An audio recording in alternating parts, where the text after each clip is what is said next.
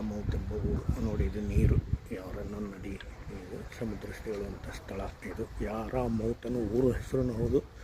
ಯಾರನ್ನು ನದಿ ದಂಡಿ ಇಲ್ಲಿಂದ ಸಮುದ್ರಕ್ಕೆ ಸೇರುತ್ತಂತಿದೆ ನದಿ.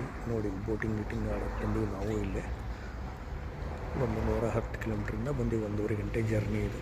ನಾವು ಇದ್ದ ಊರಿಂದ ಇಲ್ಲಿಗೆ ಸೆಂಟ್ ನಿಯಾಸ್ ಎಂಬ ಊರು. ನೋಡಿ, ಈ ಬೋಟ್ ಹತ್ತಬೇಕು ನಾವು ಈಗ. ಟಿಕೆಟ್ ತರಕ್ಕೆ ಎಂಬುದ ನೋಡಿ ಕಾಯ್ತಾ ಇದೆ.